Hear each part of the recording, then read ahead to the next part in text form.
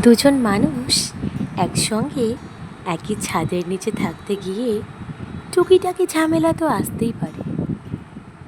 দুজনে মিলে সেসব মিটিয়ে নেওয়া যায়, কিন্তু অনেক সময় ইগোর কারণে কেউ কারোর কাছে ছোট হতে না চাওয়ার কারণে ছোটোখাটো সমস্যাই বৃহৎ আকার ধারণ করে। তখন চাইলেও অনেক কিছুই নিয়ন্ত্রণে আনা আর সম্ভব হয় না।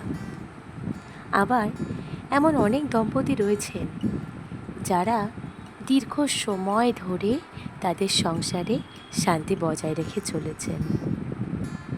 তাদের মতো সুখী দম্পতি হয়ে সংসার করে যেতে চাইলে আপনাকেও মাথায় রাখতে হবে কিছু বিষয়। পরস্পরের প্রতি অভিযোগ করা অনেকেরই অভ্যাস।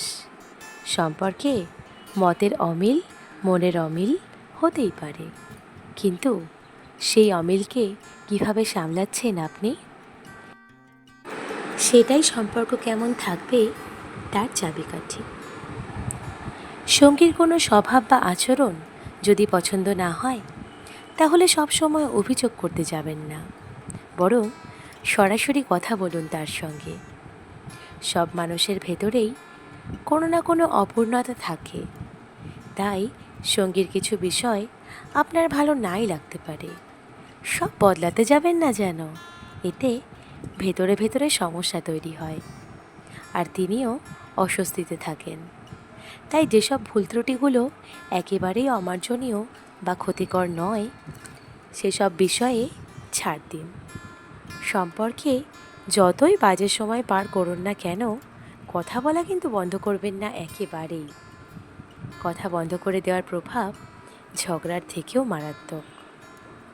ঝগড়া মেটাতে শান্ত হন, ইগো ঝাড়ুন। কে আগে কথা বললেন আর কে পরে, এসব না ভেবে নিজেই যান। সমস্যাটা মেটাতে আলোচনা করুন। ইগো নিয়ে কম্পিটিশান নাই বা করলেন, কার ভুল তার হিসাব না করে নিজের জীবনসঙ্গীকে সরি বলে দিন নিজেই। নিজের বুকে শান্ত হয়ে বেশ কিছুক্ষণ জড়িয়ে ধরুন। সময় থাকলে 2 কাপ গরম গরম চা বা কফি নিয়ে ব্যালকনিতে গিয়ে হালকা রবীন্দ্রসঙ্গীত বা কোনো হিন্দি রোম্যান্টিক সং চালিয়ে আরাম কেদারায় বসুন। যান, সময় পেলে একটু বেরিয়ে আসুন, দেখবেন মনটা ভালো হয়ে যাবে দুজনেরই।